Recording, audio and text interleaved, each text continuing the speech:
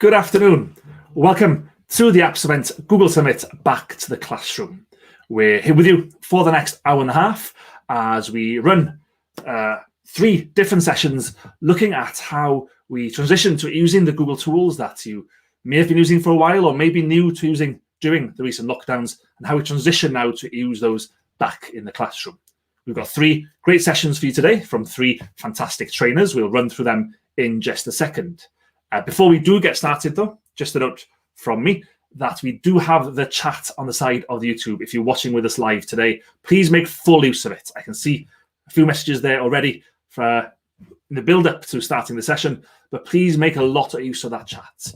Ask your questions in there, have a chat with the others who are here watching live, and we'll make sure that any questions you ask are brought up for the trainers at the end of their session so that we can answer whatever problem or questions that you have in mind. Before we do jump in, quick run through of what's ahead of us over the next hour and a half. First up, we've got Eilidh joining us from Scotland, and she's going to be looking at how we're going to take Google Classroom further, how we're going to change it from being a working from home, a way to keep in contact with students, to being that center of your digital world, if that's a good way of describing it. So Eilidh will come first with that. Then Jodie will be joining us from Wales. She's doing a session on Jamboard, one of my favorites Google tools, one that maybe is a bit of a hidden gem. Not that many teachers have maybe come across its uses. So she's going to be showing all kinds of stuff that she does with that in her classroom. And then we're going to finish with Wendy Peskett, who I'm sure plenty of you have come across before. Wendy's joining us from England, where she's going to be looking at Google Keep. Again, one of those Google tools that you may have seen, may have come across, but good chance you haven't actually been making much use of it. Wendy's got lots of nice little tips on how that can make your life a lot more organized. My name, as I said, is Guto. I'm just your host today. I'm not the center of attention. That's going to be Wendy, Eilidh, and Jodie. Before we do bring Eilidh onto the stage, though, can I just quickly thank ASA for Education? It's their sponsorship that makes these free summits possible. Check out at @ASA_education on Twitter, or the link to their website, which is on the screen there and will appear now and then during the session. If you are a Twitter user, use the hashtag GooglePD or Google Apps Event. Let people know about the things that you're learning in this session. If you come across a new tip that you haven't thought of before that you think you might like to use, throw it out there on Twitter so that others can see it as well. And then a few other courses that are running in the near future. First of all, ISTE certified. If you want to become an ISTE certified educator or find out more about what that actually entails, head over to aelearninglab.com, where there's information about what that certification is and how you can work towards it with our online courses. On top of that, if you and your school or your trust would like to try out Google Workspace for Education Plus, that's the paid upgrade to Google Workspace, which gives you a few extra features, especially around Google Meet, but some Google Classroom ones coming soon as well. If you want to try it out and see what you get with it, head over to bit.ly/ I'm going to say GSEFE trial, but GSEFE-trial. The capital letters do make a difference in that web address. And the final one of those, you might have heard, if you've been coming to these summits for a while, you might have heard some of our trainers say that they are Google certified trainers, or Google certified educators, or Google certified innovators. Now you can also become a Google for Education certified coach. Find out more at appsevent.com. Head over to the Google certified coach section. Now, we've run through those. Let's get into the first of our session. As I said, Eilidh is the first today, so let's bring her in right now and get her on the screen. Hello, Eilidh, how are you? Hello, I'm good, thank you. It's hard being put next to an older photo. Maybe we can let the photo go for a second and just have us on stage. Much better. Actually, just before we started, I was talking to Wendy about her picture, and she's saying, I don't even know where that's come from. It's been so long since you said over. Maybe we'll get some new ones going. That's my for sure in that one. For those who don't know you, Eilidh, I know you've done plenty of these summits by now, but anyone new to them, give me a quick rundown of who you are and where do you come from? So I'm Eilidh. I'm from the northeast of Scotland, but I am now based in Edinburgh. I'm part of Midlothian Council's digital learning team, where I'm an education support officer. My background is in primary teaching though, so tend to have a primary spin on quite a few things. But now in my current role, I need to think of the much bigger picture from nursery, preschool, all the way up to our school leavers at 18 years old up here in Midlothian. Thanks for taking time out. I know how busy your days are these days, so thank you for taking time out to join us on this one. What are you going to be looking at over the next half hour or so? So my focus is, I'm going to say my favourite tool. I think it's the one that we will have become very familiar with over the last 18 months, I'll say. Let's go way back. And it's Google Classroom, where I'm going to take you a little bit further into how you can begin to build and further utilise Google Classroom as we've come out of lockdown and we've come out of all this funny kind of period of transitions. Are we back to school? Are we not? But how we can continue to utilise Classroom as that main core tool to support you with your digital learning in the classroom without it having to be this add-on. It's just something where you can use it as a hub, and how we can make use of rubrics, top tips for cleaning it up at the end of the school year as we're approaching that part of the term as well. So a few tips that hopefully you'll be able to go away and use straight away with your students. Fantastic. So not necessarily a beginner's guide to Classroom. I think we've had a few of those in the past, but more of a, you're already using it, but here's just how much more you could do, especially now that you're back in the classroom. You mentioned rubrics there. Now, having done a lot of classroom training, I know that's something that a lot of teachers who might be experienced in classroom have actually not realised it's there. And it's not a term we really recognise in the UK, is it? I must say I ignored them for a long time and was quite scared of the button for creating rubrics. And once I started to dip in and out of creating them, just pressing all the buttons as we do to figure out how they work, I suddenly saw how much time it could save us as teachers when it comes to providing quick feedback and assessing pieces of work against criteria, and the fact your students can also view what you've selected in the rubric as well, or what you're sharing in the rubric as criteria. So it really does help students know what you're asking for, and it helps you when it comes to marking, because you're not having to repeat yourself and saying you've met a specific criteria. You can tick a box. Brilliant. Well, I don't want to stand in your way, so let's get straight into it. I know, Eilidh, you are not a trainer who likes to throw slide after slide in people's faces. So I think if I bring your screen in now, if that's okay, and I think you're straight in Classroom, ready to go. Yes, hands-on display. We like it. In that case, I'm going to back away, let you take the stage. Just one last reminder, if you have questions on what Eilidh's talking about, keep throwing them in the chats there. And at the end, Eilidh, if you don't mind, I'll hop back in, and any questions that are unanswered, we'll show them on screen and get a good answer for them. Perfect. Good luck. I look forward to seeing the session. So I think we'll start with rubrics. Given Guto has spoken about rubrics and the fact that there may be something you've ignored, I think that would be a lovely place to begin. I have set up a classroom. This is a demo class. And rather than talking you through creating an assignment, I'm sure many of you are familiar with that, I'm just going to dive straight in to showing you an example assignment I have set. I've got it in draft form at the moment.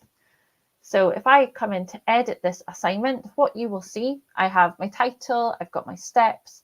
One of the things I did want to highlight though is the fact that we've now got rich text formatting in Google Classroom. So I've been able to add in bullet points into my fantastically well-written instructions for my Google Classroom assignment. And I can, of course, come in and make things bold, underlined, and so on. Lovely update that I'm sure many of you who are joining us have been waiting for quite a few years, if you're like me. And I've got a couple of docs attached, one for students to view and one with a copy for each of the students.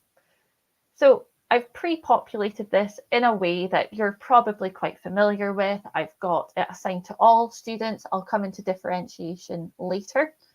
And I'm just going to leave the points values as is. I've created a due date of this Thursday, and I have it in a topic for everyone. And I'll explain why I have a topic called everyone when I go on to differentiation shortly.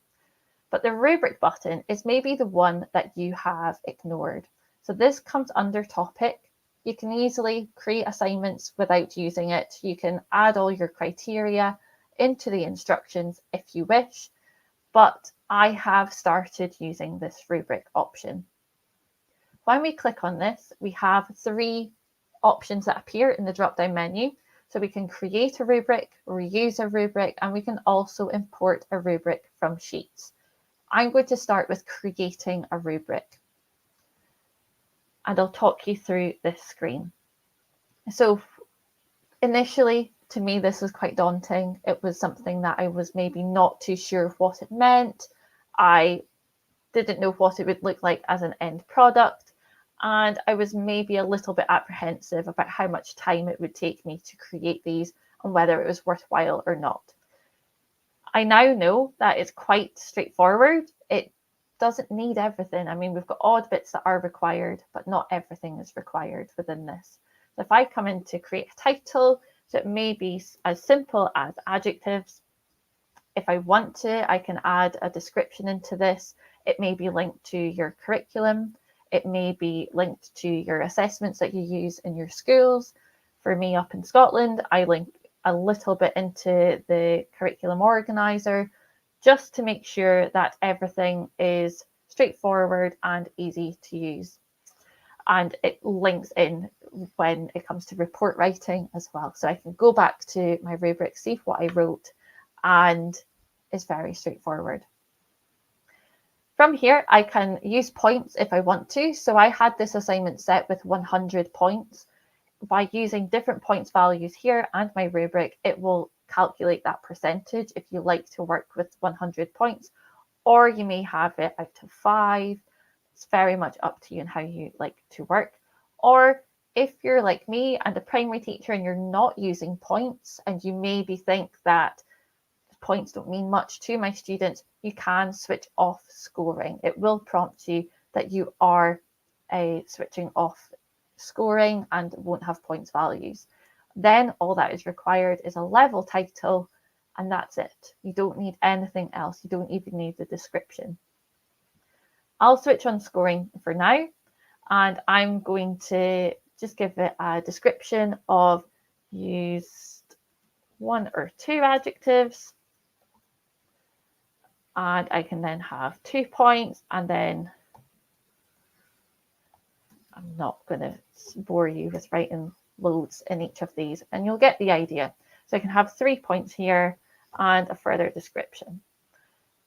I can then add another criterion if I have several things I'm assessing, but as I'm getting started with rubrics, I'll just stick with this one.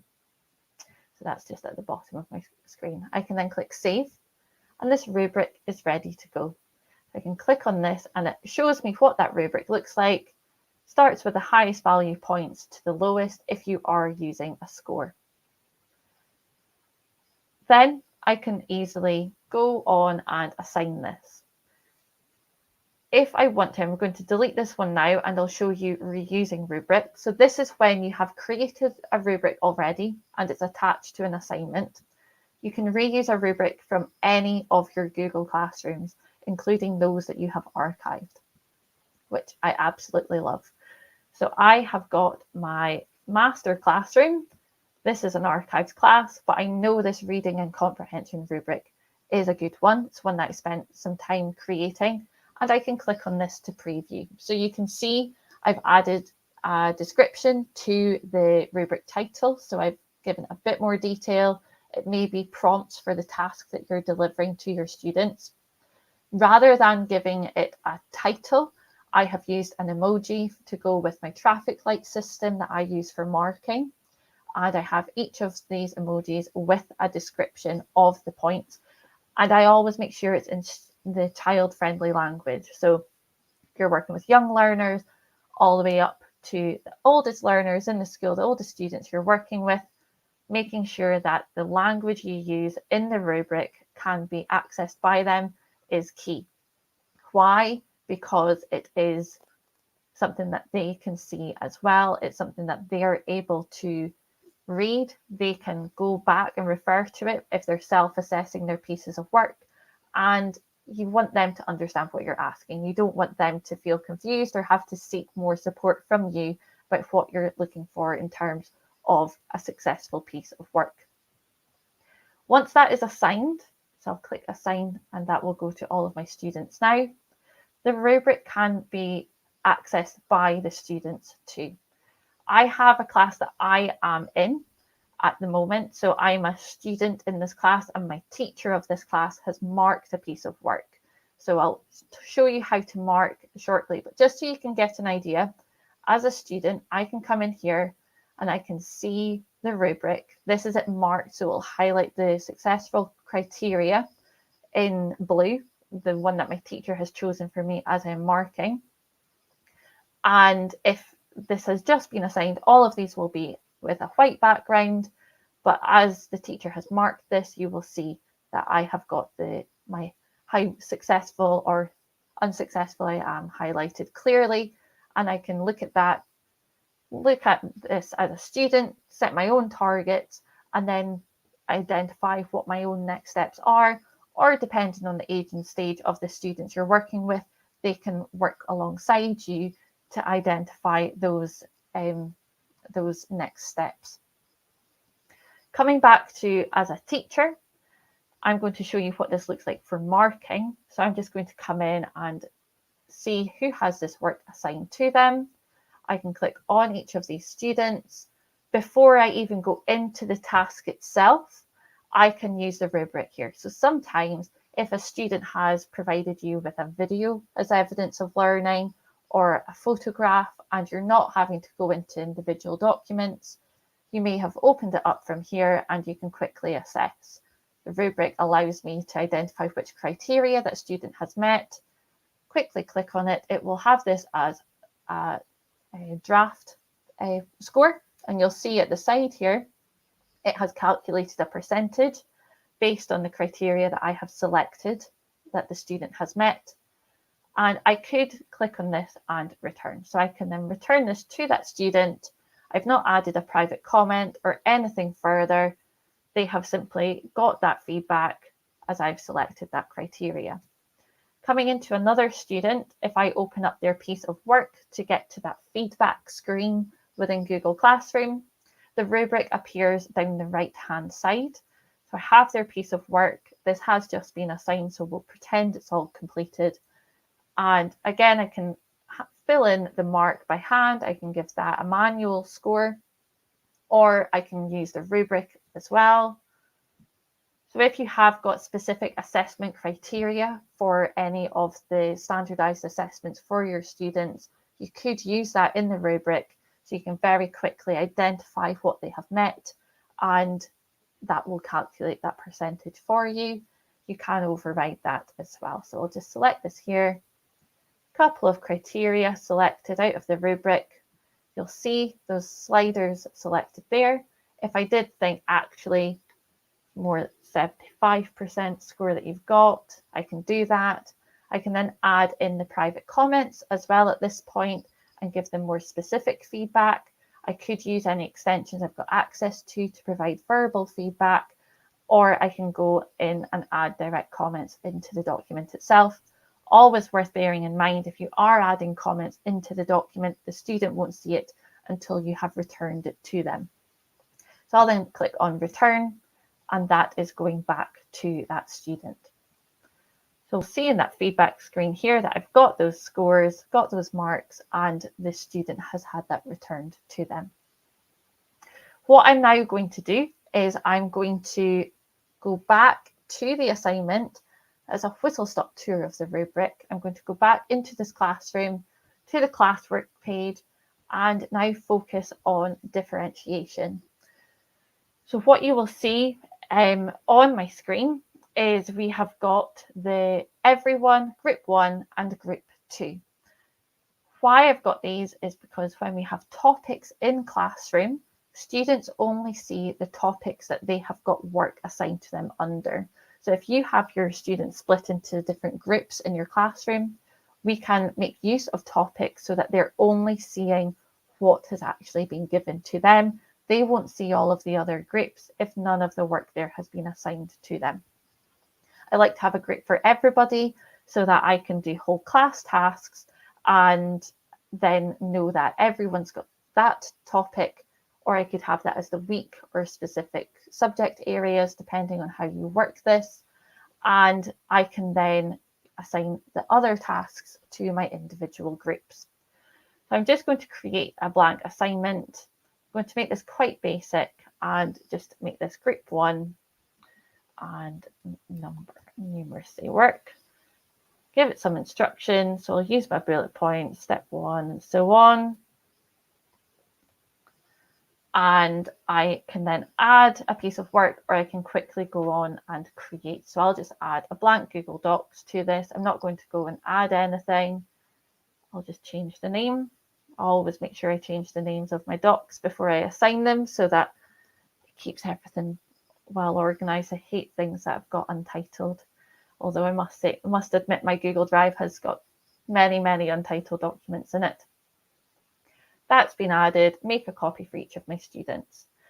Now focusing over at the extra options down the right-hand side, where it says all students, this allows us to differentiate.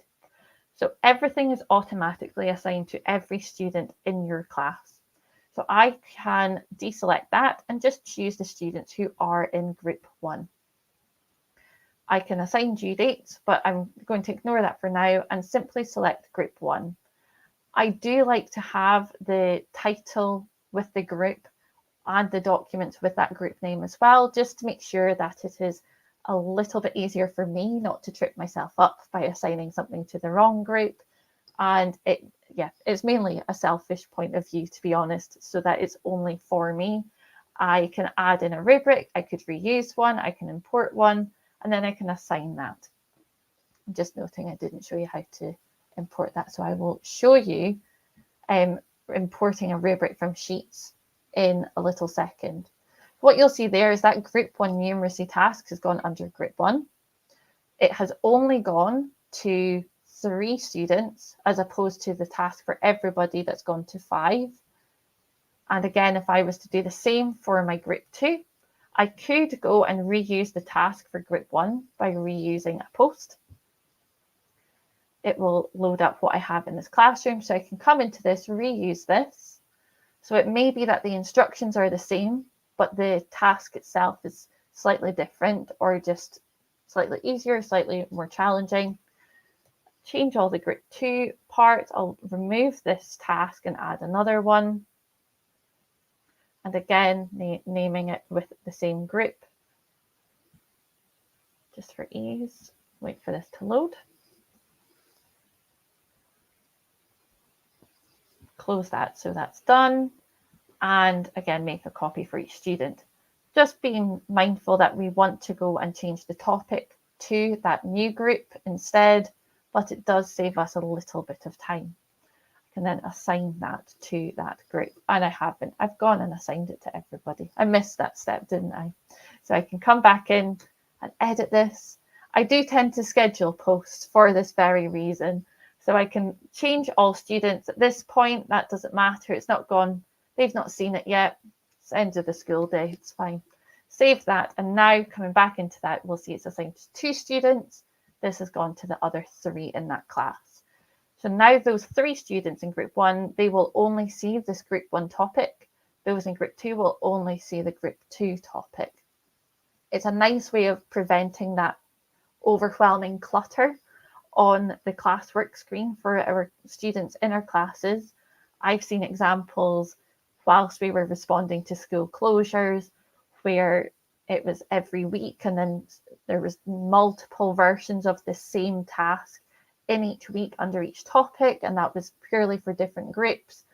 And it just became a bit much for a teacher to be looking at, and also for students to be scrolling through finding that maths task or finding that English task that they had to complete that day or during that week.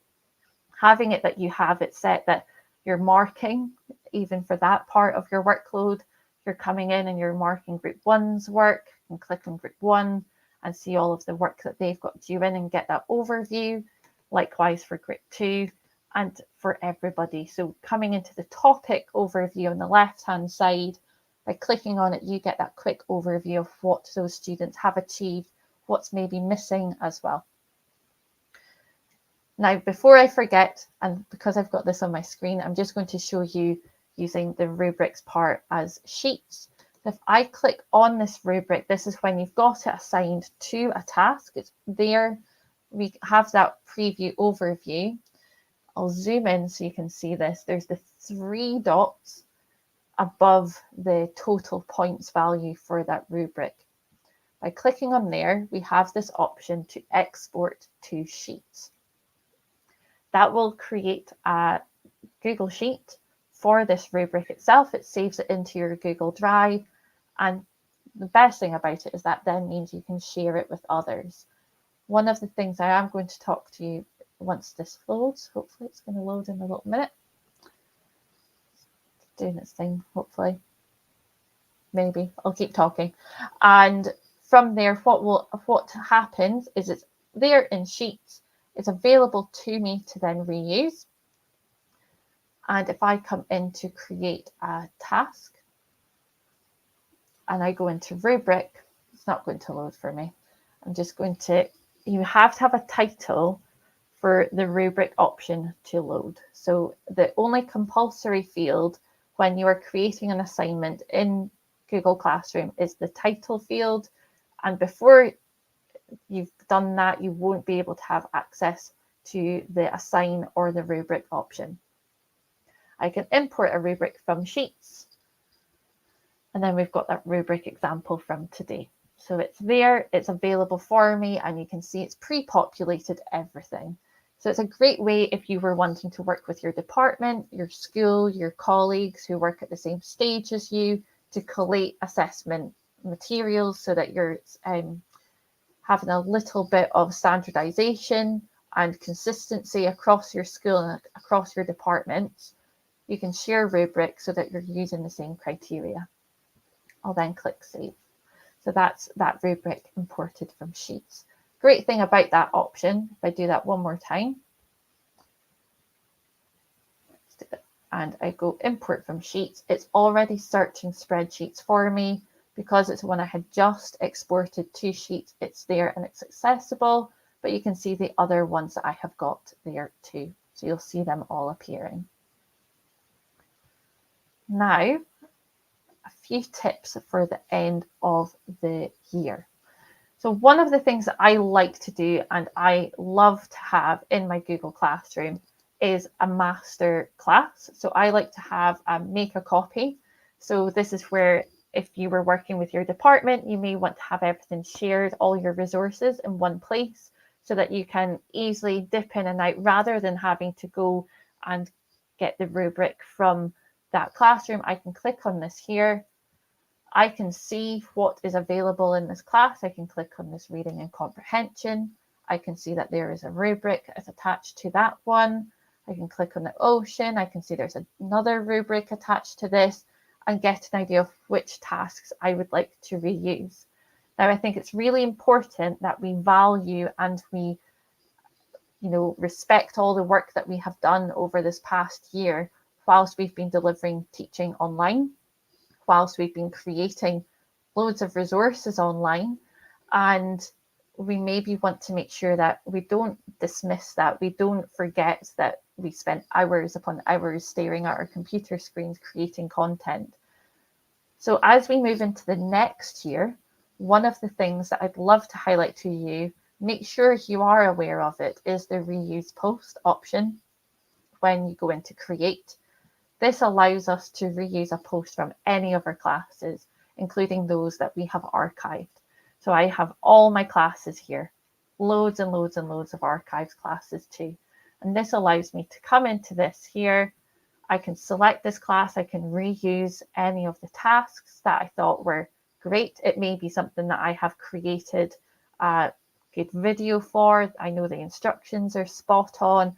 Maybe done a rubric, so I've got all my marking criteria there already. I can click on it, I can reuse it. I can edit things as well to make it more specific to the next class or the next cohort of students I'm working with. And here we go. You'll see it reuses, it saves. My favorite thing is it keeps a make a copy for each student in place. It has the topics which we can go and amend and edit depending on how you now use your classrooms. And we can then go in and differentiate to the students that we have in that class. Really powerful, especially when put alongside the schedule post tool as well. And that allows us to schedule it for future. If you really want to, you can get well prepared for August or September now, so that your class is all set and ready to go. When it comes to meet the teacher, I know many of you may be meeting the teacher virtually this year with your new students.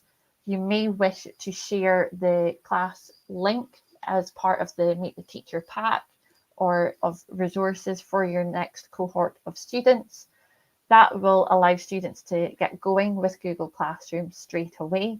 And you can find that under the class code. By copying that link, students click on it and it will prompt them to join the class without the need to type in an invite code.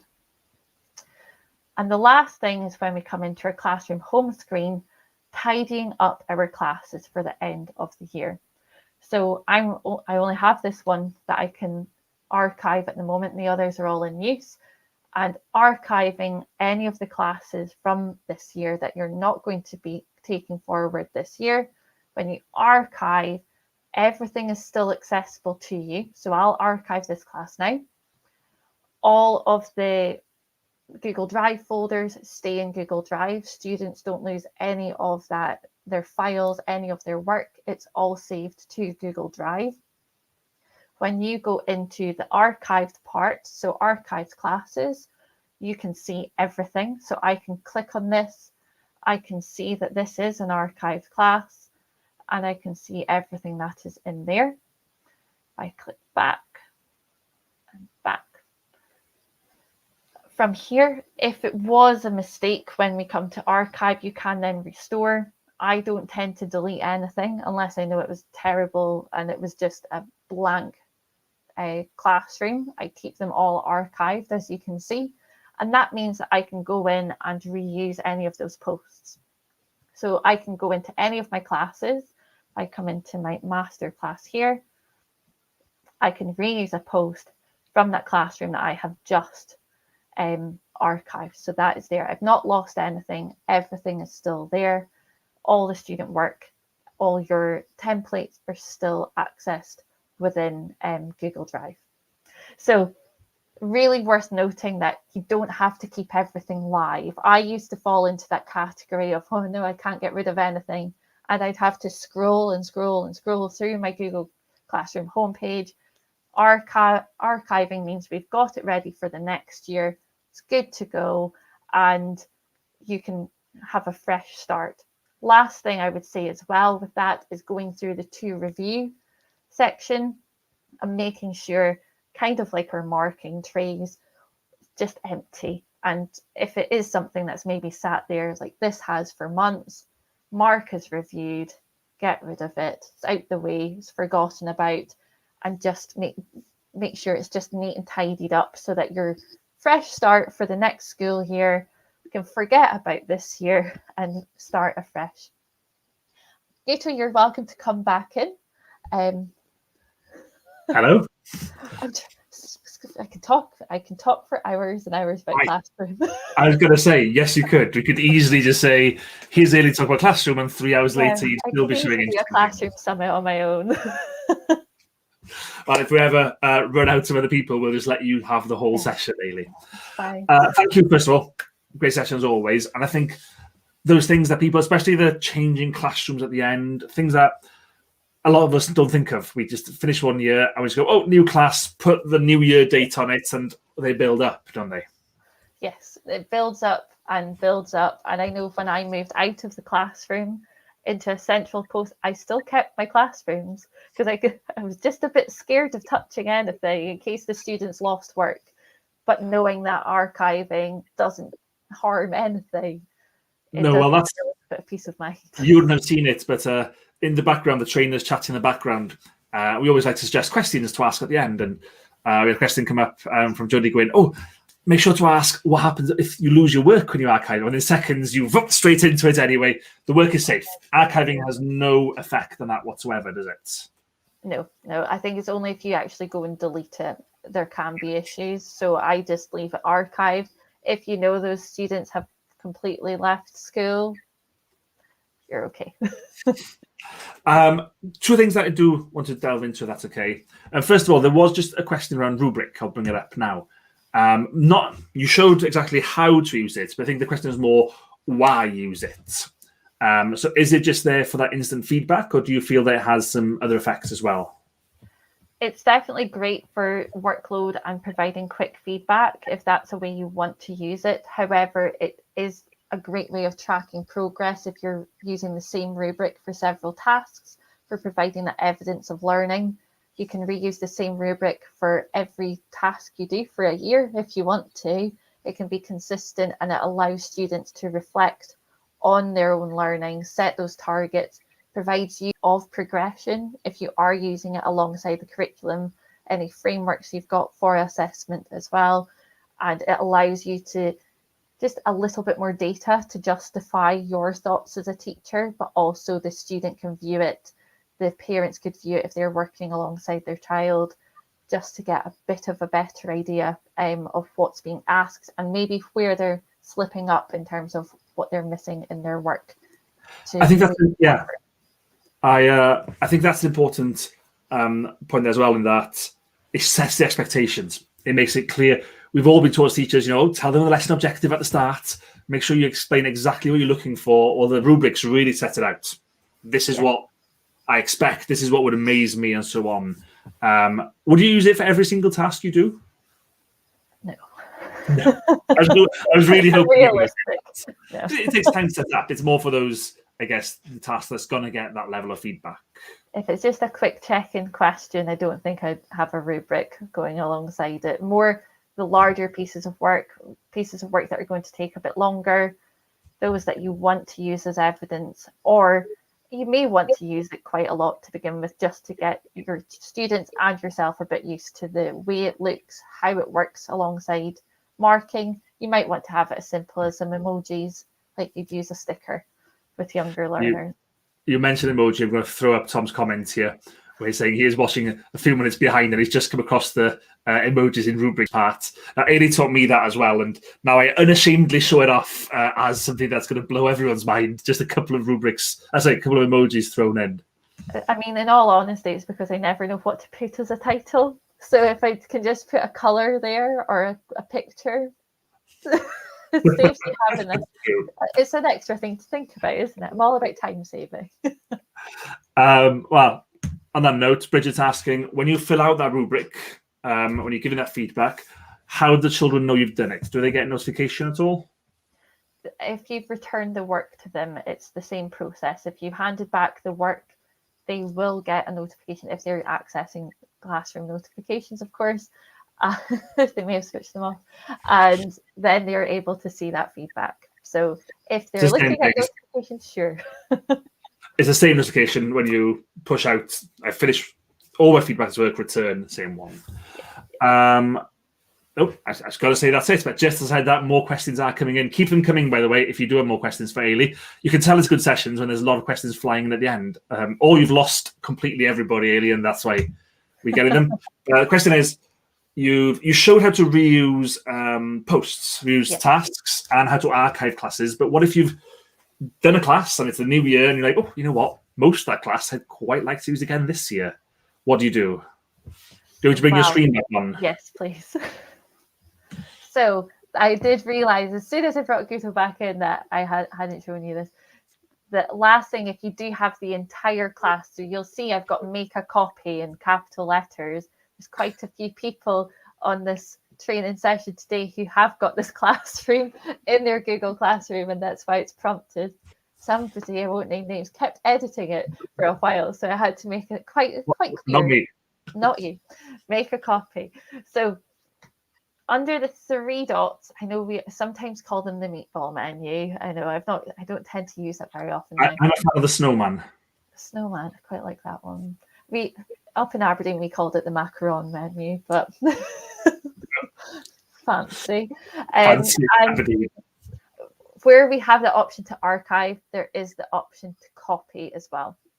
It does take a little minute to do, but if you know that the structure is right, you like the way you've laid it out, it works for you, maybe needs a few tweaks for the next school year, but everything and on the whole is pretty good.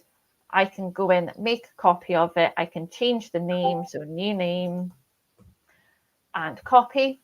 It takes a little minute. It does notify you when the class copy has been completed by email to your Gmail. So I just keep talking whilst I guess the more tasks you have, the longer it takes. It's literally making a copy of everything. But it's not showing them straight to any student, is it? No, there's no students in the class. It doesn't take anything from the class stream. It only takes the classwork page. So if you've got rubrics, the assignments, questions, check-in forms, materials, all on your classwork page, it pulls all of that over, but it doesn't take anything in the stream. So it sets it up fresh for the next class, but the classwork page is already there and ready for you to go. So it's a great place to start. Everything is in draft. So you do need to go back through. Unlike the reuse post option, however, it does have, if I come into edit, everything goes back to students can view the file. So you do need to just double check that it's got the make a copy or edit there, just in case some things are relying on that make a copy, but it does take rubrics, and then you can quickly tweak things, schedule, do your differentiation as well once your students are there. And if you add your students in at this point, they won't see anything until something is posted. So they can be in the classroom, you can have everything in draft form, and they don't see anything until you've actually clicked post or its scheduled date has come and it's posted at that point automatically. Lovely, thanks. There is one more question from Keely about specific problems she has. I'm pretty sure you're not going to be able to answer it without seeing it. Keely, what I'd say for that one, it's about assignment showing as missing. I'll put my Twitter handle on the screen in a few minutes, Keely. You're more than welcome to message me there. It's really easy to answer that one directly, as it's a problem I haven't come across before. Eilidh, thanks so much, as always, for delving us that little bit deeper into Classroom. I don't know if you are able to stick with us for the rest. If we are, we'll see you later. But with your work schedule, around in the background. There we go. Maybe we'll see you again at the end, especially if any more classroom-based questions do come up. Thank you, and we'll talk to you again later on. On that note then, let me quickly move over. Just a reminder first, we are going to move over to Jodie in a second, but a reminder that in half an hour, Wendy Peskett's going to join us. Wendy's going to look at Google Keep, more than just the post-it notes. If you haven't come across Google Keep yet, or if you have looked at it quickly and not quite seen how it could be useful, it's a really great session to watch. Wendy gave me a quick preview before we started. Really handy tool to stop your whole desk being covered with those post-it notes. Before that, though, before we do bring Wendy on in about half an hour, our next trainer is Jodie James. Jodie is going to come and look through Jamboard with us. As I said at the start of this summit, a tool that a lot of teachers haven't come across, but a really useful one for a whole host of different reasons. So, Jodie, good afternoon. How are you? Hello, I'm good, thank you. Jodie, this is your first summit. I know you've done some sessions on Jamboard. No, you've got Jamboard on coming up for Wales, but you've done a few classroom sessions with us previously, but your first summit. So give us a quick introduction. Who is Jodie? So I'm a digital leader and upper Key Stage 2 teacher in Bridgend, and I lead science as well. Got a lot of hats on my head at the moment. I think it's fair to say you're a fan of Jamboard, right? Yeah, I'm excited because Jamboard's my favourite.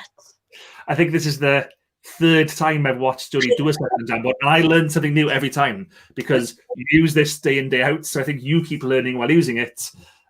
So again, I can't wait to find out even more. But for those who don't know Jamboard, what is it?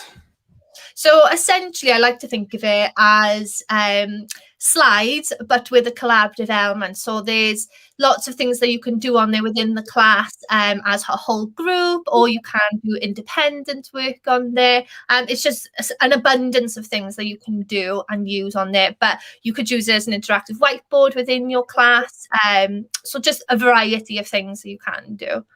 And it's part of Google Workspace. If you're using Google in school, you have this already, right? Yeah. It'll be on your wall.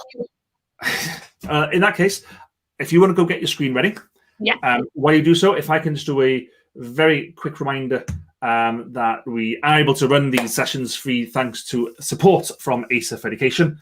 Their Chromebooks, I'm running on one myself right now as it happens, but there are plenty of education-focused Chromebooks for you to go and take a look at. With that, I can see that your screen is ready to go, Jodie. I'm going to bring it in right now. Just like with Eilidh's session earlier, please use that chat, ask your questions in there. If that's okay with you, Jodie, I'll be popping in at the end with any questions that do come up. But looking forward to it, and the stage is yours. Okay. Hi, everyone. So I'm just going to quickly run through what Jamboard is and different ways that you can use it. But I want to spend most of the time on giving some real life examples of how you can use it in the classroom. I personally use it every day, and I do majority of my planning through it just because I like to get that interaction within my classroom. And it's a really nice way to record the interaction that goes on within your classroom.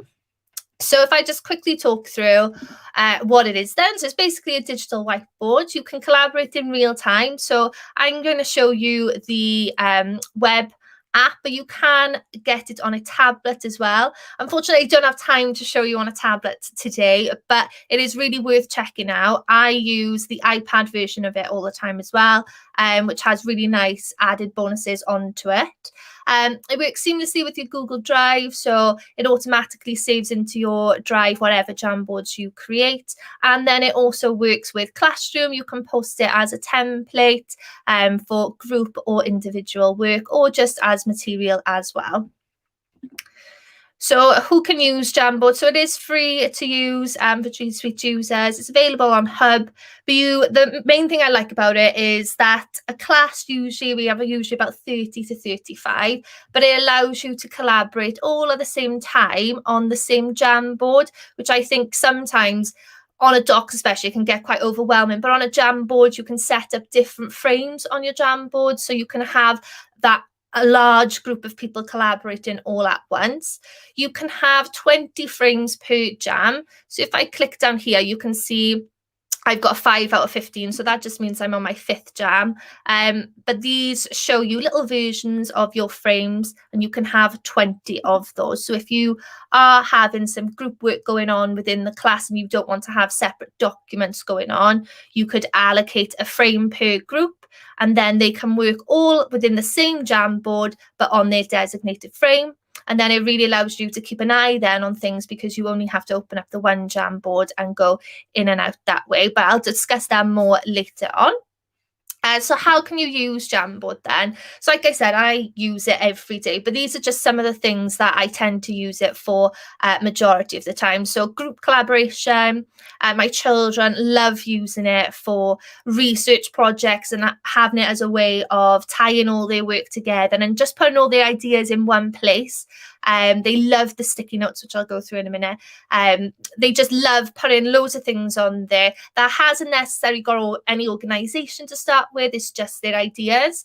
And you can create your own templates and send that out for the group to complete as well.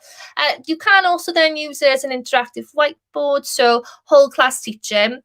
I tend to do a lot of my literacy planning on Jamboard instead of other platforms like Slides and Docs, just because I like that bonus added of them coming and collaborating within the work. And I can also write on it as well, and it shows up live. You can then also use it for virtual manipulative, so having tasks where you can move things without it being too much of a pain. I know sometimes when you're moving things on slides or a docs and you've got tables, it becomes quite a pain because it might not go into the table. On here, it's very simple. And then you can write, draw and annotate really easily. Now, this is my favourite thing about Jamboard. It's just so easy to highlight things, to add extra bits of information and write them all down. Just a really good way of collecting your ideas all in one place. So I'm just going to go through the actual interface of Jamboard then. So when you open up a new jam, if I just show you opening, so I'll go to my waffle, click onto the Jamboard icon, and then it'll take me straight to this screen. So all of my jams that I have created will appear here. It's important to note that when you do create a Jamboard, it'll automatically save into your drive. You will have to then go into your drive and move it, just because at the moment there isn't that option of the little file icon to move it straight away. So that is one thing to be careful of. They will save just to your drive and then you'll have to pop them wherever you want to. So to create a new jam then, you click on the plus button in the bottom right hand corner. If I just click on there, you'll see then it automatically takes me to a very similar screen that I just had up. It'll be untitled, which you get the option that you can rename it, whatever you'd like to. And then here, like I said, is the frame. So if I go back here so you can see a multiple of frame, this is the frame bar. So you can click onto the frames, you can duplicate, you can delete. You can also add frames in between. So when I add frames, it automatically adds a blank frame for me. And then you can go in and edit it. You can also reorder them, so I can move them around depending on the order that I would like to have. If I just delete that one. The only other thing about frames I would say is at the moment you can't copy and paste from different Jamboards. So that's quite limited, but I will show you a way around that, as I've got a few examples of what I've done previously in my own class, just to show you how you can sort of recreate the same Jamboard without having to do all of the work all at once. So that's the frame bar then. I actually call this the snowman, like Guto as well. So the 3 dots. So the snowman, so we've got options here. So we've got rename, download as PDF. So that'll give you all of the frames all in one document. You've got save frame as image, which is one of my favorite hacks to do on Jamboard, which I'll go through. We've got remove, we've got make a copy. And then the new thing, which I was super, super happy, was the version history that has recently been added to Google Jamboard. It wasn't there previously, and I really, really, really wanted it, just because I use it so often. I wanted to be able to have that ability to see who was doing what in my Jamboard. So I'm super happy that that's been added in there. So then when we come down to Jamboard then, there are different tools that you can use. We've obviously got our undo buttons here. We've got our zoom. We've also got our set backgrounds. What I like about Jamboard, and I think some people might not like it, but what I like is it's really simple. And I think that's the genius behind it, is it's so simple and easy to use. And that's why the children love it so much, is because it's not a really complicated platform for them to navigate around. They're able to easily do it themselves without much guidance. So there are only limited backgrounds, but you can get dots, lines, squares, and then you have got some colours here. You can also choose your own background. So if I click onto that, you can see here it loads straight away whether I want to upload a background, whether I want to use my camera, a Google image search, put something in from my drive or Google Photos. So today, for example, I've been planning a literacy unit on Mars. So all of my background is Mars in the background. So if I click onto that, and then set frame as background, you can see it changes it straight away. And then I can go back in and change it simply by doing that. Clear frame. So if you've got anything on your frame, it will wipe it completely. So just be careful with that one. I've pressed it a few times and ended up losing all of the work that I've spent ages doing. So just be super careful. And then on the left-hand side of the screen, you can see we have got a bar with different tools that you can use on your Jamboard. So I'll go through these. So the first thing we have is the pen. Within the pen, we've got the options then of pen, marker, highlighter, brush. Again, there's only 6 colours, okay, so it's limited colours again, but I think that stops you being too fussy in especially for planning. You've got those limited colours, you've got to choose from them, you've got no option. And I tend to previously spend so much time doing colours and lovely little pictures and everything that this has made me really focus on the content. So you've got your 6 colours there. If I just show you what it looks like when you draw. So I'm just drawing with my mouse. And then you've got a highlighter. Let's change the colour. You can see the highlighter there.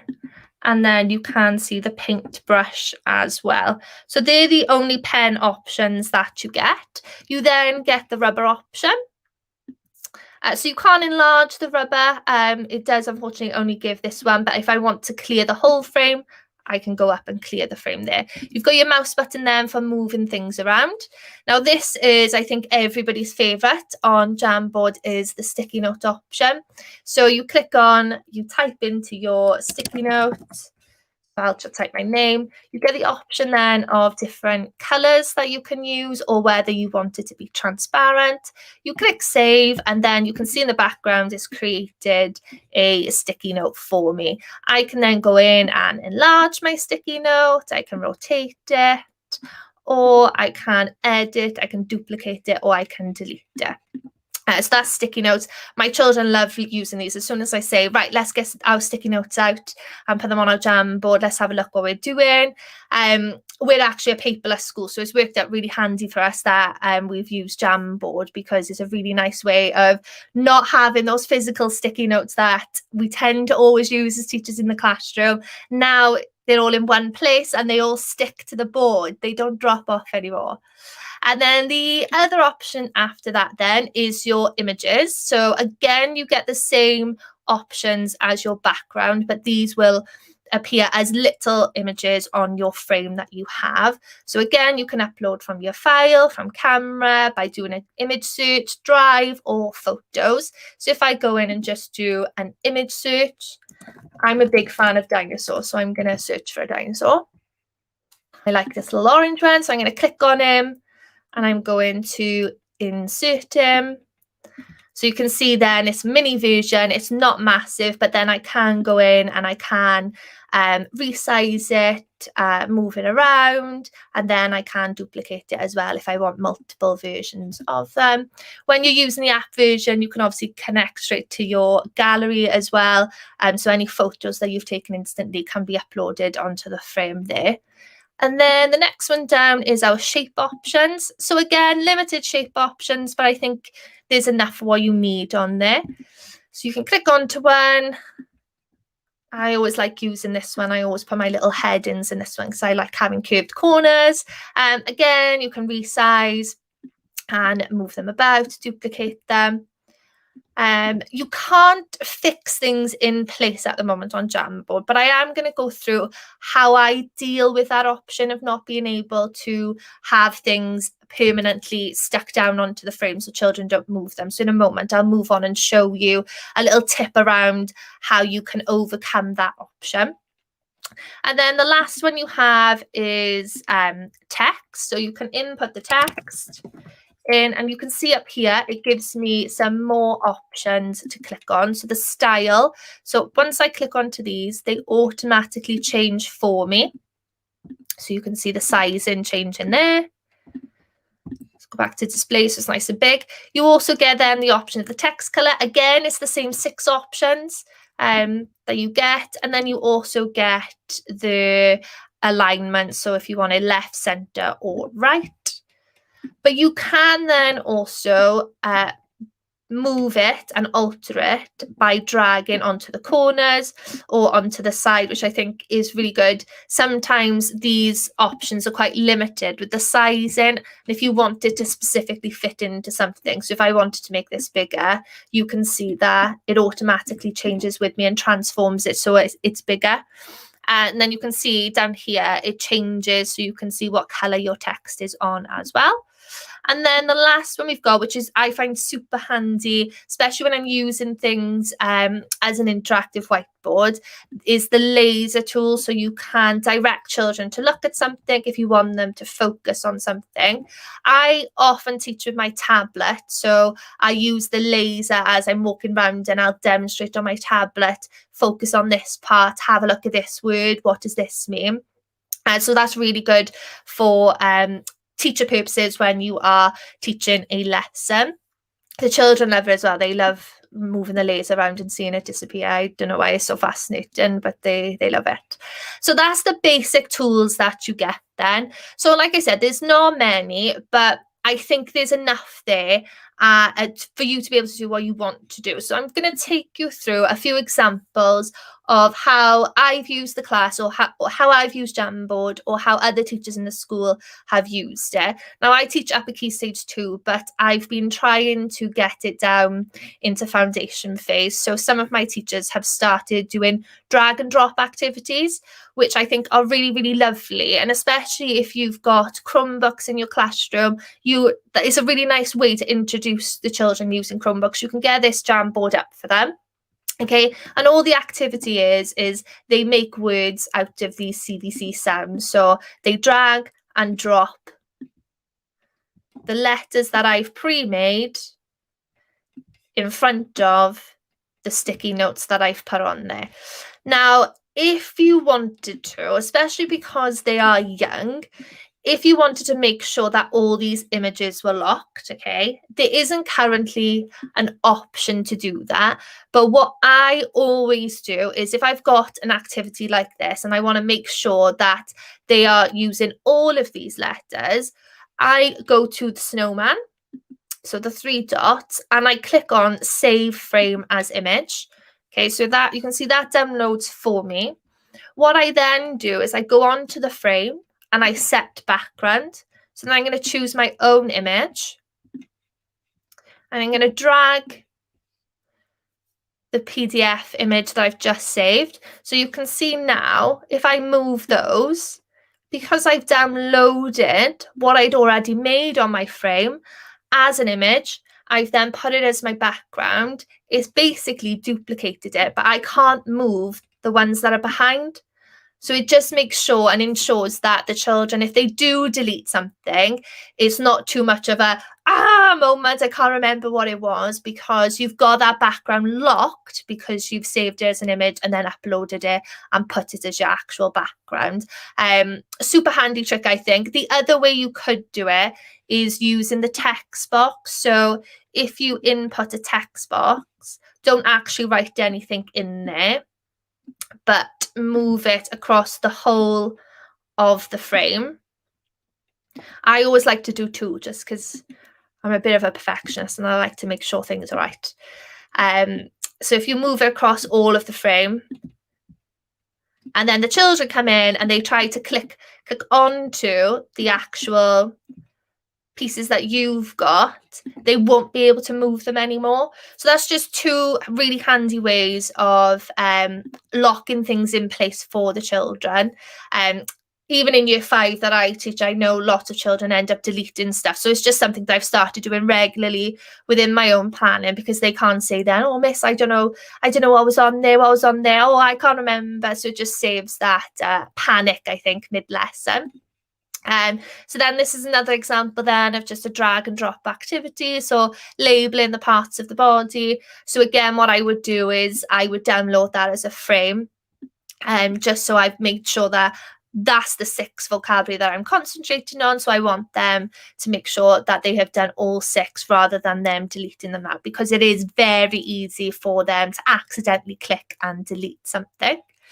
So that's just a really nice, simple drag and drop activity. And this is something that you could either have set up on little Chromebooks, Or you could actually have it on the interactive whiteboard, and if you've got that function of using a pen or their fingers on the whiteboard, they could come over and they could drag and drop in class, which is something we've been doing as a check-in or as a self-reflection. So I always do a morning check-in. Previously, I was having it done on an actual physical board where they were moving magnets and things. But as soon as I came across Jamboard, I decided to change it and do it on a Jamboard. So I usually would then have Post-it notes with all of their names on, and then they would come up to the whiteboard and they'll just drag and drop their name into where they're feeling. The same then for this self-reflection. And so at the end of the lesson, I'll either post it on Classroom and they'll have their names in there ready, or they'll input their names themselves and then they'll drag and drop a sticky note to where they're feeling. I think it's a really nice idea of a way really of gathering their thoughts and their ideas of how they're feeling. Some children don't like to actually speak about where they're feeling, so it's nice that they can just put a sticky note on and you can see then, especially if they put it into red, you can go over to them then and see if they are okay. The same with this morning check-in. So if somebody says they need to have a check, then I'll go over privately and have a conversation there. Now, what I've done here, because obviously you'll see I've got some elements here that have not come from Jamboard. So what I often do is, if I've got things like this that I know I'm going to reuse all of the time, I'll actually make my background on a Google Slides. So I've got a few examples here. So I'll have a slide called Jam Templates, and then you can see I've created my background that I want for my Jamboard, the things that I know I don't want to be moved onto a Google Slides, and then I've just simply gone in and File, Download, and download the current slide as a PNG, and then I can go to a blank Google Jamboard. If I set my background, and you can see it sets automatically. So I like to do that just because you can get a bit fancier on slides. And if it's something that I'm going to use and reuse all of the time, then I will spend the extra time and effort into creating something a bit nicer on slides, because I know I'm going to use it every day. So things like this, we do lots of vocabulary and understanding the vocabulary and where it's coming from. So I'll always put this as a background when we're doing that piece of work. I wouldn't do it for every single lesson that I'm doing, just because it is a bit of effort to do it on slides and then go over and input it on Jamboard. But, you know, if it's something that you know that you're going to use regularly, I think it's really worthwhile doing. And then it's locked straight away for you. Then you haven't got that extra effort of having to go through the process of locking your jams then. So then the other way I've used it, so this is something that I do every day. So I teach my literacy where we gather the vocabulary together, and then I create a model using their vocabulary, and then they go away and create it. We are lucky enough to have one-to-one Chromebooks in our school. So what I'll do is send this Jamboard out to them, and it would be blank at the start with just the sticky notes on, none of my writing. I would send it out to them. They would get it up on their screens then. And then in the lesson, I would say, right, can you gather negative said words? I'd give them time to go and gather. Then they would shout them out to me, and I'd write them down. So you can see I've written all of their ideas down here. And then what happens is they see that live coming up on their screen after you've shared it with them. I think it's a really handy way for scaffolding children, especially children that aren't high ability. It offers them the opportunity to use the vocabulary that they've heard in class because it's there in front of them. The children love it because they don't actually then have to be up looking at the board. They can see it right in front of them, and they don't need to come up to the board and have a look, or use it as an excuse really for not doing the work or the expectation. They've got my model in front of them that they can use within their own writing. And that's been the most useful for me, I think, for Jamboard. I've used it where I've connected my Chromebook to the interactive whiteboard, and then I've had my tablet in my hand on the same Jamboard, and I've written using my tablet. Now, some people might say my writing looks neat, but I think it looks awful looking at it now. But that's how I've done the writing. I haven't done it with my finger. I've used a tablet with my pen. And that's how it's come up for them. But yeah, I think this is one of the most beneficial ways to use Jamboard. It's just that live modelling, live scaffolding. There's not much pre-planning then in terms of what I have to prepare for the children. There's no extra sheets of, right, I've got to do this resource for these children because they're going to struggle and they need to have some words that they're going to use in their writing, because it's done for them in the lesson. It's there, and it's just a share, click button away for them. And then the other ways I've used it then is independent Jamboards as well. So it's really useful not just to use in a group sense or a whole class sense, but having them focus on one Jamboard for themselves. I do all of my planning for literacy on a Jamboard. So personally, I don't like my children writing their planning out. I like them to do it this way. And feedback from my children has been doing it on a Jamboard this way means they can alter their ideas and they can move bits around, which they really like doing. So what I'll do is I'll set up this Jamboard template for them. And then I'll set up how many plot points I want them to have in the story.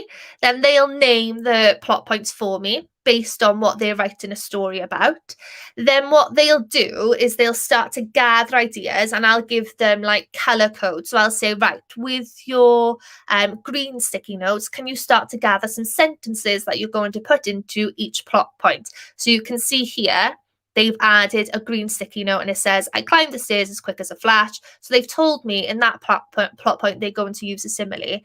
In terms of a teacher perspective, I found this very beneficial just because I hated marking planning before, but I can clearly see here what techniques of writing they've got, what they're missing and what they need to include. But I can also say, oh, I don't think that fits there. Could we look at where it could go in a different plot point? And it's very easy then for them just to move the sticky note along rather than have to go in and scribble on top of their writing that they would have done in a book. The children much prefer it. I think it doesn't make them so stagnant in their writing. It gives them quite free rein to go in and have a little play around with what they want to do. And then the other thing that I've used it for then is having that whole class collaborative sense in the classroom of gathering opinions or ideas. So this is one way that I've done it, where we were reading a book and I wanted some opinions of what they felt on the book and what they thought about a character. So they did put their names in them, but I've obviously taken their names out. So they just popped onto, and all I did was send out this one frame Jamboard into Google Classroom. I gave them all edit access. Now I've trained them to line their sticky notes up, and they are year 5. So I don't know if you could do that with lower year group children, but I've trained them to do that just because I like to be pretty and look nice. So they've organised it themselves, and they've just gone into the Jamboard that I've shared on Classroom with them, and they've added in their own opinion. And we can see then as a whole class, and it's a really nice for discussion, bringing the class back together because your ideas are all on one board, especially if you're able to share that Jamboard with them and they can see it as you're discussing it. I think the discussions just widen and up and open the floor much more compared to having a physical sticky note, sticking that on the board, and then the teacher having to read each sticky note and go through it that way. The children are able to get involved a lot more in the lesson and the discussion that's going on.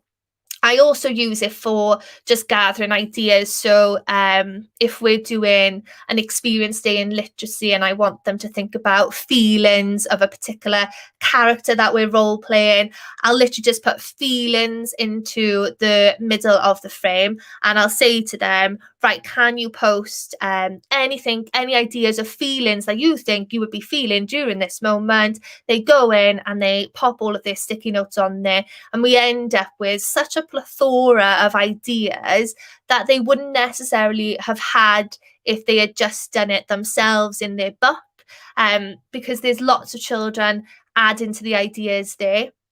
I've also done it where my key questions within my lesson. So, for example, when I'm asking a question in maths and I want to gauge that assessment, I'll ask them to put it onto sticky notes. What I'll usually do to avoid that copying element is I'll say, right, I want you to answer this question, get a sticky note up on the same frame, on the same Jamboard, type in your answer, and then they'll all send it at the same time, and then we'll move to see to gather that assessment then instantly within the class.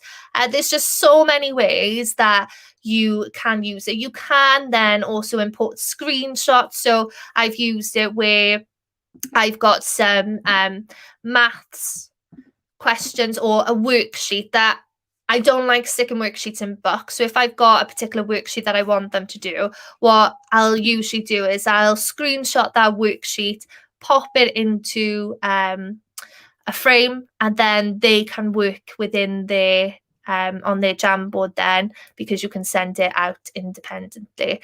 I think there's just such an abundance of ideas that you could use it for.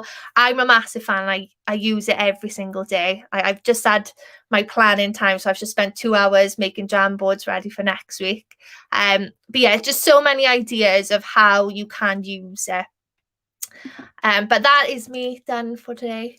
Guto? Thank you, Jodie. You're welcome. I did say at the start that you love Jamboard. I think everyone else can now see that you love Jamboard. Let me get your screen off there. There we go. Just a few things before you go, if you're okay, a few questions. Not directly a question, but John was talking about your backgrounds, and he was talking about that you can get backgrounds from Canva as one place. Where are you getting your backgrounds from? So I like using Slides Mania, because you can message her and she'll do some custom ones for you as well. So I'll always get them from Slides Mania, and they download as Google automatically then as a slides automatically for you. As Google Slides, then you can just make sure download them away. Yeah. I've used Canva myself, so like John, there's a section there called presentations, and they all fit just nice and perfect. Yeah, I've used a few of them as well. A few things. I've asked you this one before. You have a lot of traffic lights that look like your face, and a lot of little Jodies hanging around.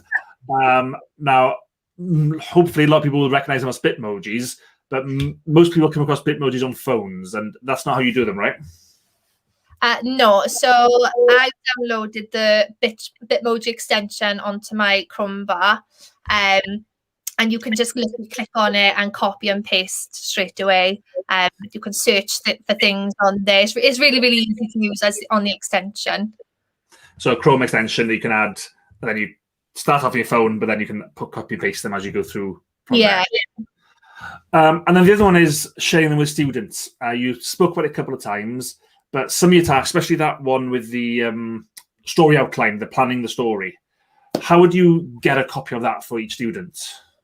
So I would send it via Google Classroom, and I would make a copy for each student then, so they can just go into the classroom. It is quite hard to mark a Jamboard on Classroom, though, I will say that. It does open up a separate window, and then you have to go into Jamboard as well. It's not as easy as marking a docs or a slides. Oh yeah, there's a step in between. It opens up first, and then you have to go one more. Yeah. It shares just like a doc or slide. Exactly the same way that you can do a docs, a slides, a forms. They'll do exactly the same for you. Brilliant. Thank you massively again for going through those with us, Jodie. We're going to have like a Google Keep in a moment. Ever used Google Keep before? I have. I'm excited to see if I'm not using it as well as I should be.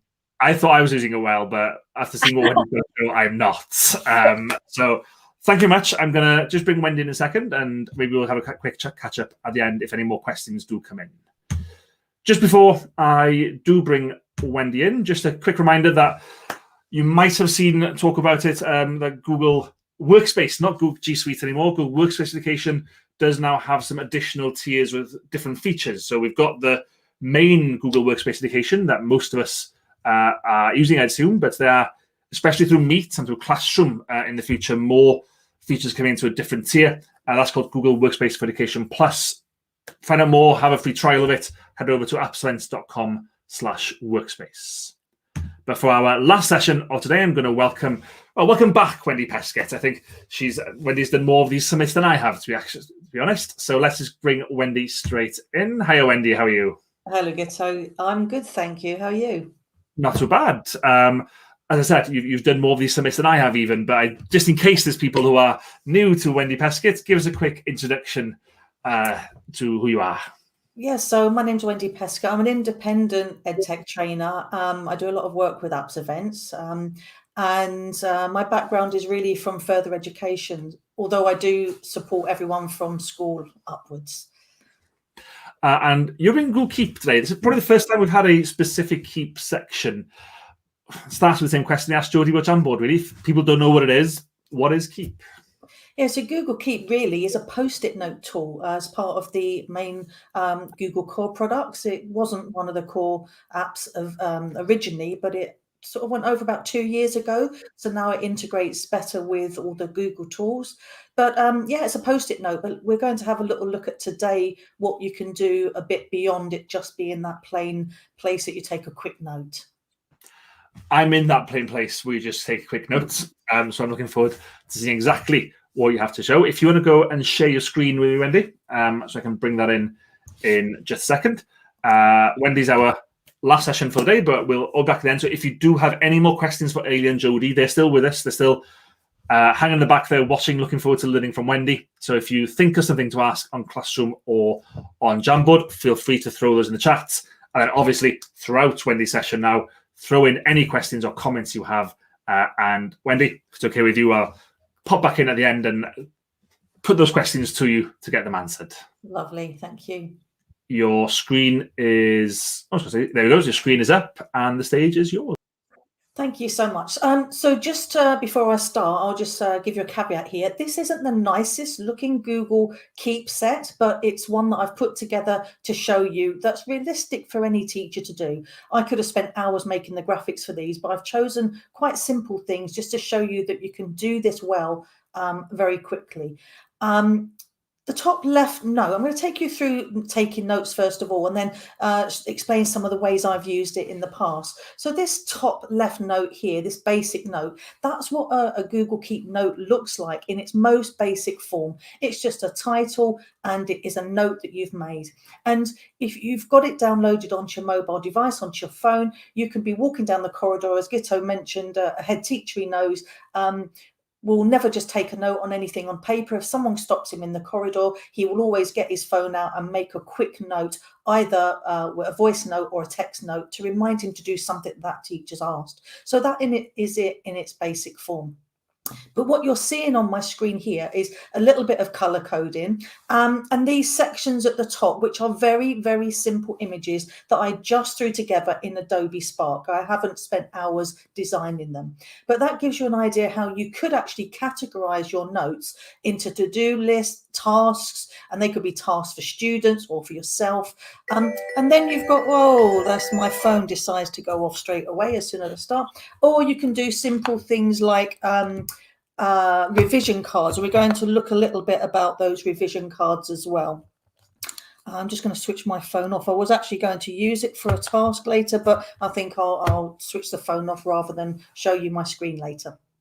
So let's have a look at how we do that. So first of all, you can see on my screen, take a note. I can simply put in here a title and I can take my simple notes. But what I've done with these top ones is put that image in that I've said earlier.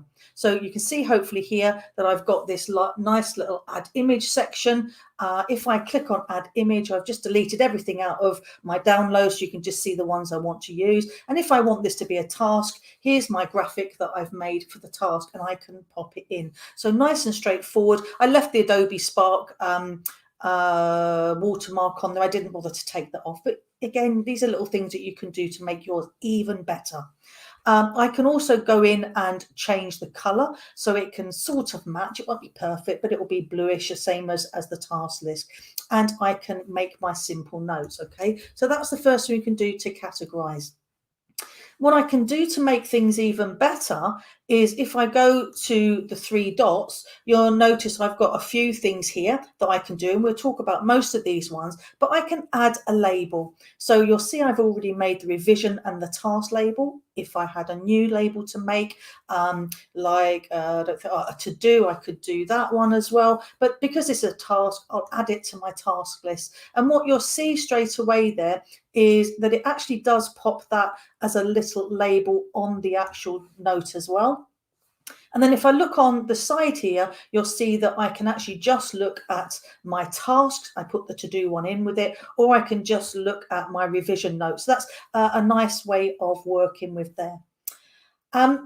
What I want to show you really are these ways that we've used this with students before. So when I was working with some students in an FE college, they were studying for their GCSEs at the time, and they were saying that they had lots of quiz makers, they had lots of revision cards, and they were doing things at home, but they really wanted a more regular way of being fed some information. So we came up with this way of them creating their revision notes in Keep. For some students, that was they'd already created their revision cards, you know, the little bog standard cards that the students make, and they photographed them and put them onto a Google Keep. Other students decided that, you know, they wanted to use things like Quizlet, which will give them like a little 5-minute test. So those students came in and copied the URL and added those to Keep. And they could put something like test me now. And then what the students were doing, we set them reminders, or they set them for themselves. So if we've got a test me now and the student wants to be reminded to do that at a certain time, you've got the reminders. And there are 2 different reminders on here. And I'm going to focus first of all on the date and time reminder, the one we're really used to. So I can just say later today at 8 p.m, I want to be reminded and get a notification to do that Quizlet test. So we got the students to make all their revision cards, photograph all their revision cards, put them in, and set up random times, maybe one every hour, or, you know, every day or every week, whatever it was that they were revising, to remind them to look at a particular flashcard. So it could be that it just popped up to say World War I is 1914 to 1918. And it could be as simple as that, something really, really short and sweet, but gave them that reminder. They didn't have to get their book out. It was pushed to them. So that was one simple way. The other way I saw it work in FE, we had a group of students that were often getting set homework, and the teacher was saying they never do it. They always forget. That's always the answer. They forget their homework. And she said, you know, with these students, I really do think it is a case of they do forget. It's not a case they're being belligerent or anything. So we used it in a different way. And this is one of the unique features of Google Keep. So for instance, if I want to take a note, and the note is do science homework. And again, now do science homework. Oh, can't even spell. Look at that. Do science homework now. And I can put a link to a Google Doc there if it's something I need to do, or just make a note of where that homework is. But let's go back to that reminder again. I'll just show you that a little bit closer up. Look at the reminder again. This reminds me. But this is the great thing, not day and time this time, but pick a place. Now, this is what we got the students to do. We got them to, I'm just going to put the college I used to work for, just because I don't want to put anything where I am actually. But here we go. I'm picking a place. So when I'm imagine that's my home address. When I get home, I want it to remind me to do my homework. So what that notification will do, because I'm on a mobile device, you won't see that if you're on a desktop computer, but you will see it on your phone, you will see it on a tablet or a Chromebook. When I get near that location, GPS will know I'm near that location, and it will remind me when I get there. So I've seen that work both ways. When the students get near their home, or when they get to their home, it will pop up to say, do your science homework now. I've had it work the other way, where when the students are getting to college, we've wanted them to remember to go and get their library book. So when they've got a little note like this one, where it says, remind me to get the library book, again, they've put the reminder on so that when they get to college, they remember to go to the library to pick the book up. And you can use that for anywhere in between. It doesn't have to be your school. It doesn't have to be your home. It can be used simply for your personal life to remind you when you get near Clapham Junction Station that the dry cleaners is around the corner. You can use it for those sorts of tasks as well. It's working on GPS. So it's a great thing to use. And that's unique to Google Keep. I've not seen that in anything else. So that reminder is perfect for using Google Keep.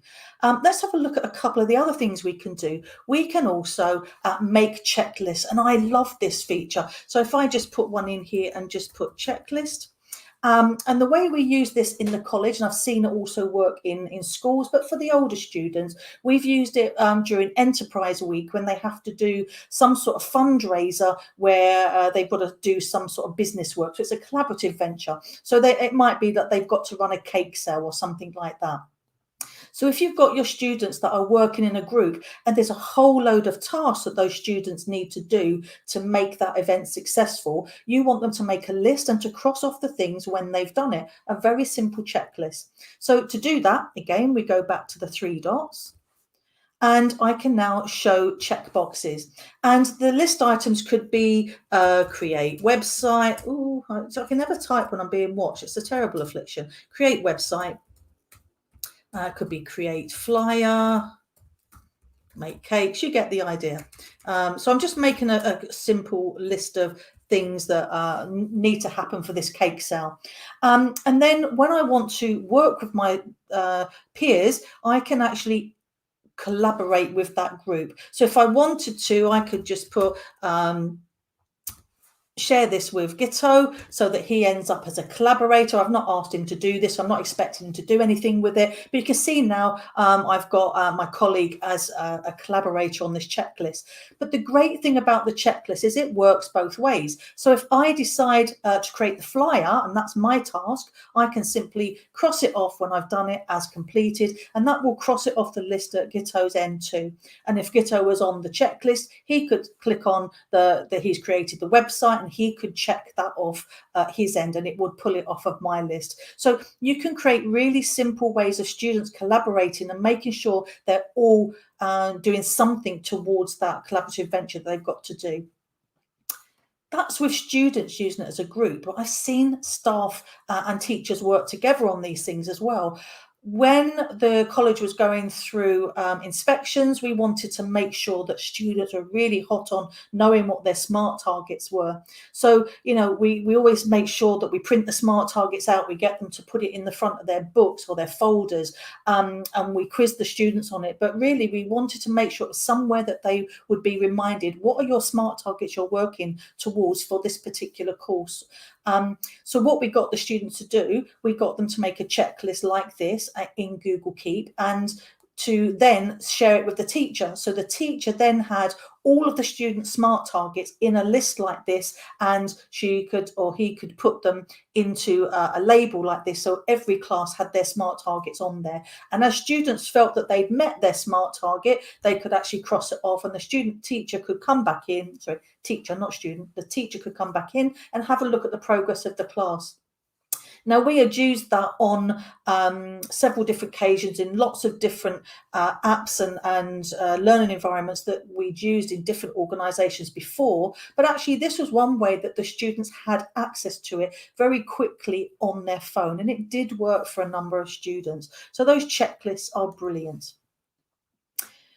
we can also take photos and we can add images. So if I was on my phone, I could simply take a photograph and it would go straight into Google Keep. The way I use that is, for students to take a note of the whiteboard of what they're seeing their teacher do and to keep a note on it and to make some notes of themselves. But I want to show you one of the really great features that you can do in Google Keep. So I'm going to grab a picture. I'm going to add an image. And again, this time, instead of taking the picture, because I'm on my Chromebook, if I was on my phone, I'd see very quickly that I could add an image from there, take a photograph.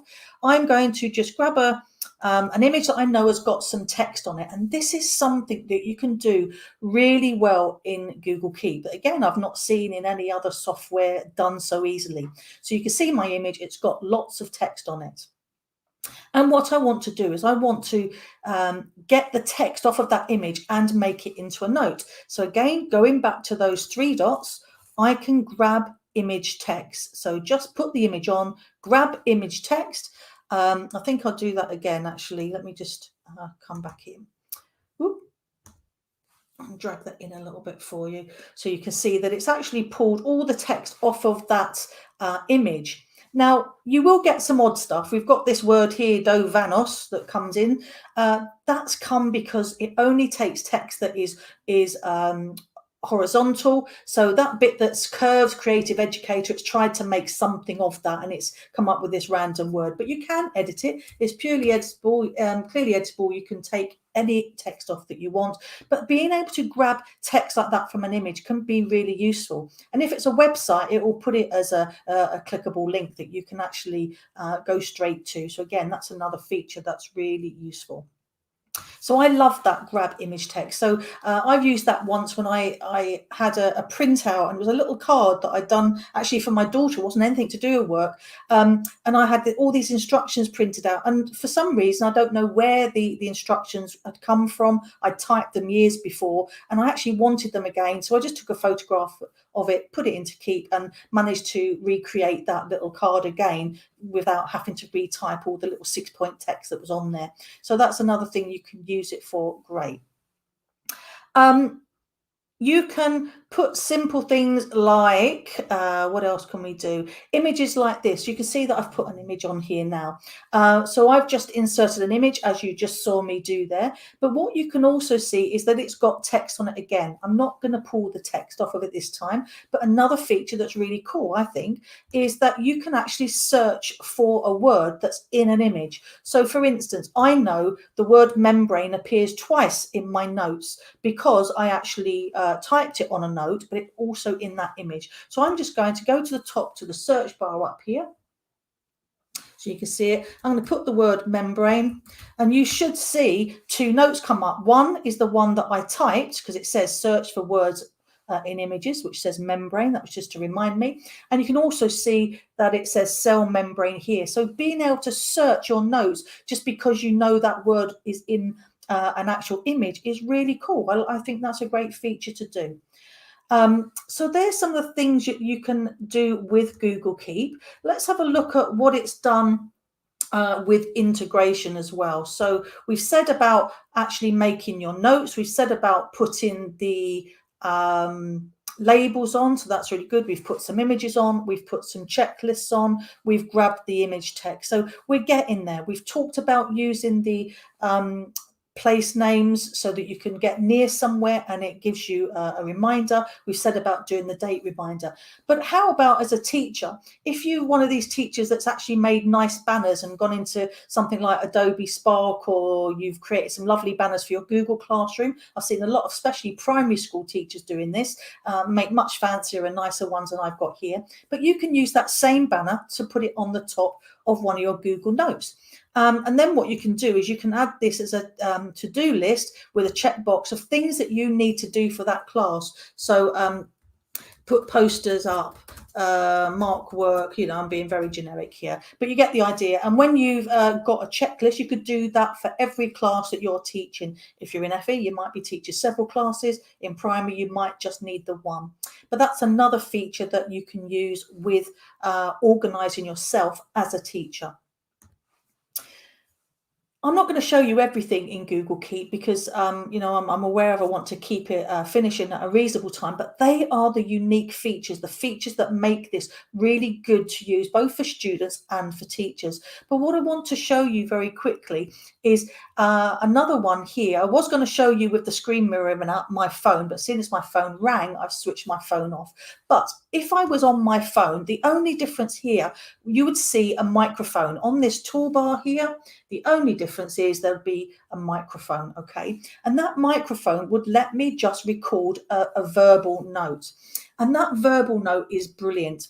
I've done one Blue Peter style here because when you talk into your phone and you create the verbal note, you get the play button on your note here, which is excellent. So you can use it as a diary. You can get students to do a work experience diary on it. You can get them to make notes for their assignments. But the bit I love is that you get the text transcript as well. And look, if you can see it, I'll just bring it in. It's actually spot on. That's exactly what I said. There's no mistakes in it. It's great.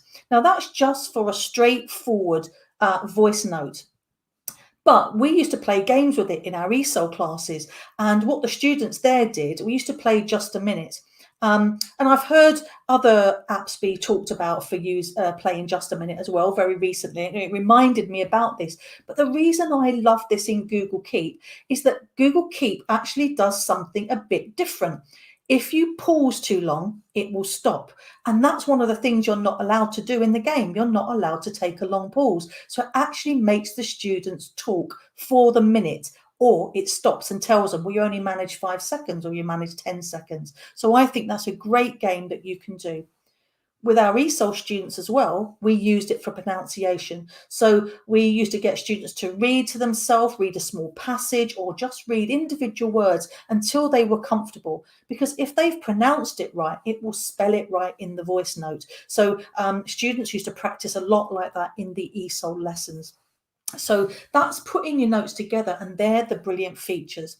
So I just want to show you before I finish how you can integrate that with Google Keep, with Google Docs. So I've put a doc together here, and there's a couple of things you can see. So just over on the right hand side, if I close that down, you can see, hopefully you know about these little things. You've got your calendar here, and you've got Google Keep, and you've got your task list. So if you didn't know about them, that's a little reminder. But if I click on Keep, that will show me all my notes. And remember I said that I grabbed the text off of this image. Now, the reason I grabbed the text off of this image is because I actually wanted to do something with it. So any of these different ones, I can click on any of them, just click on the 3 dots, and I can add it to document. Now, I chose one with an image and text because it will paste both the image and the text straight into the doc. So imagine that one step further, I took that text off of an image. But what if I'd been walking along and making some notes, or writing a letter, you know, talking, dear sir, blah, blah, blah. I could have been doing that, get back to my Google Doc and insert it straight into my Google Docs. So a great, great feature. The very last thing I'm going to talk about is the one that I use Google Keep for a lot.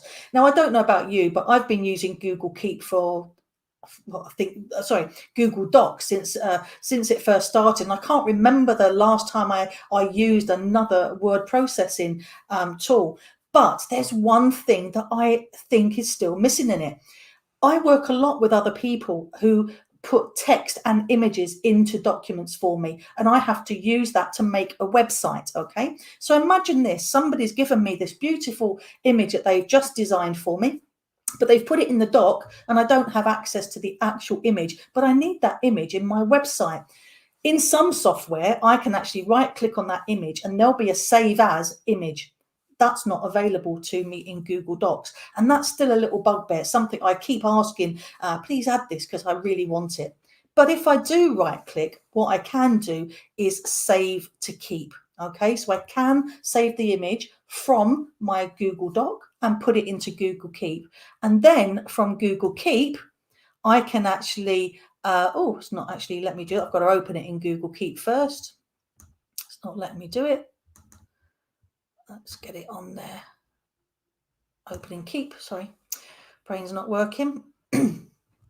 And I should be able to then, when I right click on it, save image as. I'd forgotten to open it up. So I do get my save image from Keep, even though I can't get it from Google Docs. So that's it. That's me really finished talking about some of the lovely things and the reasons I love Google Keep. Hopefully you've got some questions for me, and hopefully some of you have used some of those things before. Maybe you want to share that with us too. Thanks, Wendy. We were sitting there in the back watching, and I think just caused the comments of, oh, I didn't know Keep did that. Oh, I never thought it was in Keep that way. John in the comments said the same. What an underused tool Keep is. Yeah. No questions have come in so far. Do write them now if you do have any. But I think you went pretty comprehensively through what was on offer there. I really like the way you've used the pictures title. It's something I've tried many times to use Keep and keep on top of it. You might have realised I'm not the most organised person every day, Wendy, but I always seem to find that it goes lost into a mix of notes. So having those pictures as titles is an ingenious way of sorting it out, and then colour coding them to match. Yeah, absolutely. So if you're a person that likes to spend a long time making it really well designed, that's what I said. You can do that. You can go in and make really beautiful headers for each of these. I did the simplest possible. I like to sort of keep it real for the teacher that hasn't got a lot of time, but you can spend as much time as you like. And I've just realised, looking at my notes, I forgot to show you one thing, if you don't mind me jumping back. Go for it. Absolutely. On one of the tasks, it was draw an animal cell, okay? And I've actually forgot to mention that under here, I've also got the option to add a drawing. So I am on a touchscreen device at the moment. So if I wanted to draw an animal cell, I could actually come in and draw my animal cell. And I'm going to do it that looks a bit more like a peanut than an animal cell, but you get the idea, okay? I'm not an artist, but you can actually make an image in your actual notes, and that will actually keep a record of it there for you. So another feature that I've forgotten to mention, but I did leave a task sheet there to remind me. Lovely. And as you said, it's an app and it works in the browser, so you can check up your notes on your phone as well. It's interesting that both yourself and Jodie's sessions have really hammered home how touchscreen is becoming more than just a little bonus, but something that really can become part of your everyday work. That you've got one there that you can just jot up on your notes. And Jodie earlier was talking about how she walks around the class and jots on her touchscreen.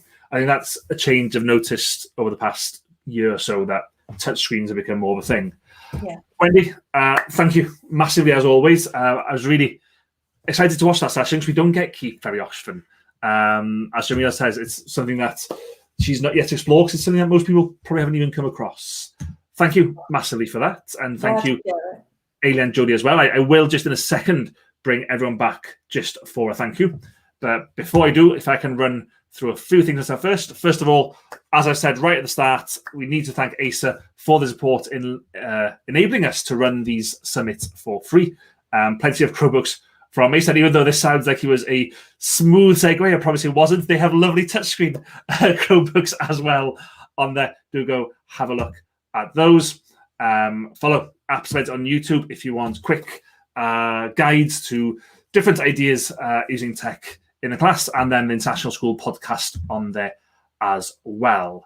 If I skip through, we do have another couple of summits coming in June, similar to this one, free virtual summits. The first one on June the 1st is looking at Google Workspace for education, looking especially at that Plus and Enterprise versions that I mentioned earlier. And I'm going to throw in that link one more time for that free trial of the Education Plus as well, appsevents.com/workspace. Finally, if you are considering becoming an ISTE certified educator, Wendy, you are an ISTE trainer yourself. Find out more about that at aelearninglabs.com. There's one starting in June, I think another one starting in October as well. Those are quite in-depth programs, aren't they, Wendy, to build up your understanding of tech and how tech can work with pedagogy to improve your teaching in the classroom. And then finally, one more summit coming in June. No theme on this one yet. I'm sure we'll find out very soon when they announce the theme for it. But June the 15th is the other date for your diary for another of these Apps Event free virtual summits with ASA for education. On that note, let me get rid of that background and quickly bring in both Eilidh and Jodie for thank you. Oh, someone's got their noise on in the background.